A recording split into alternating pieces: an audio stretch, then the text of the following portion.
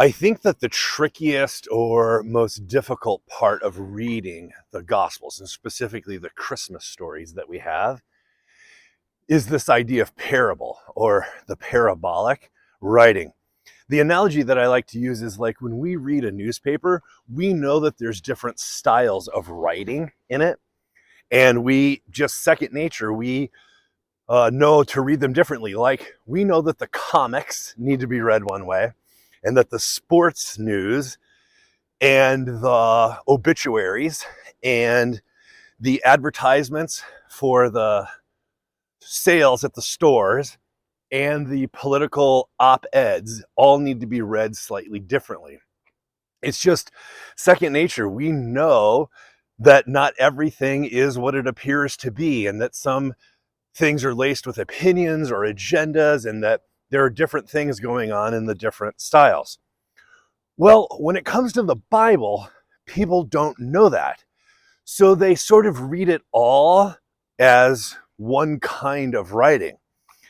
And that's difficult, but specifically for our purposes with reading through The First Christmas by Crossan and Borg, is the idea that in the Gospels themselves, not only does Jesus tell parables, which is part of how he teaches his disciples, but then they use parable to teach us about Jesus.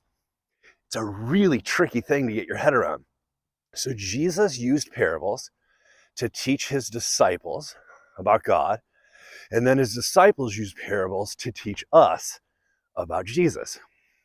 So this parabolic, the use of parables, is especially tricky because we in the 20th and now 21st century Western English-speaking world aren't great with parables. We make two really bad errors on either side of reading them.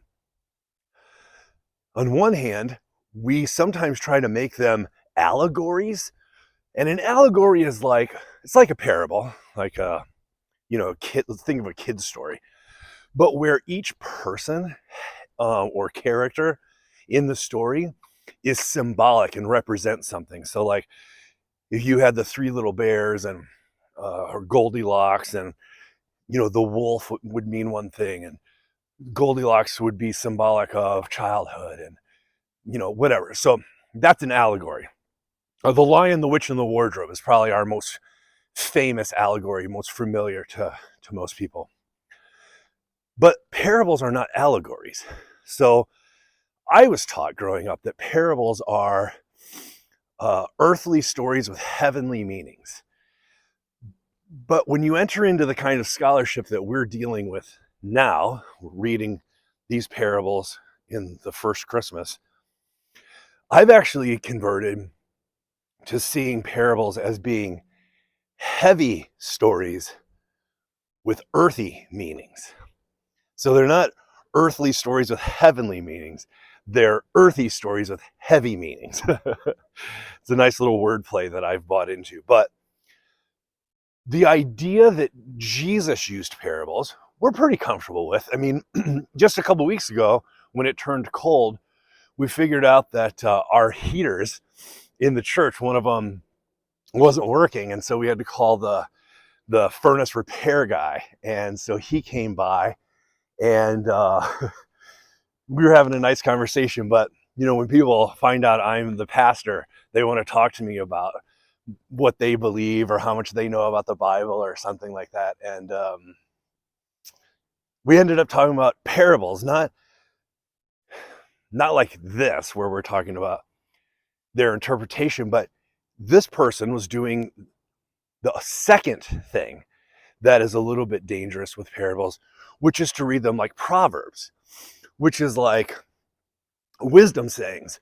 And so this is probably the most common way, besides allegory, to read a proverb or a parable, is to make it into a proverb, which is like a short moral lesson you're supposed to get something out of. And so if each parable has one thing that you're supposed to take away from it. So these are both errors. They're They're ditches on different sides of the road that I think we need to avoid and be careful of. Parables are not allegories. They're also not proverbs. So they're not symbolic stories necessarily, but they're also not like little moral nuggets.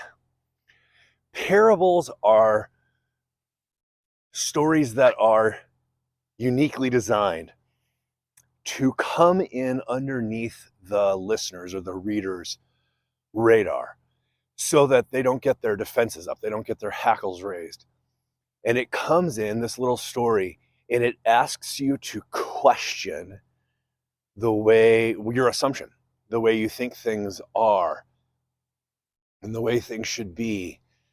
So they come in and they interrogate and they undermine and they subvert. So Jesus told these stories. We know Jesus told these stories. That's not difficult to wrap your mind around. The tricky part is that Jesus's disciples then used parables to tell us about Jesus. And so these stories, these Christmas stories, the nativity narrative, if you buy in to this idea that they are parables or that it's parabolic in its storytelling, then you read them very different than a newspaper account or a blow-by-blow record. And you understand that it's trying to come in underneath your radar so that you don't get your hackles up. And then once it's in the room, it's going to ask you to question the assumptions that you came in with. I think this is by far the trickiest thing about reading the Christmas stories. If you buy into this idea of the parabolic, or that parables are a way that the disciples communicated, that the gospel writers communicated with us. So this is something I'm going to pick up on as we go the rest of the month. But I just wanted to acknowledge that it is, in my estimation, the trickiest part of reading the Bible, and specifically the Gospels, and specifically the Christmas stories in this way, is just opening up the possibility that the disciples or the gospel writers were communicating in a parable or parabolic. And that is, for a lot of people, this is the sort of the gateway drug, if you will, the entryway to a type of scholarship or biblical criticism that they've never encountered before. So let me know your thoughts. I'm enjoying the conversation, and we'll keep going with this.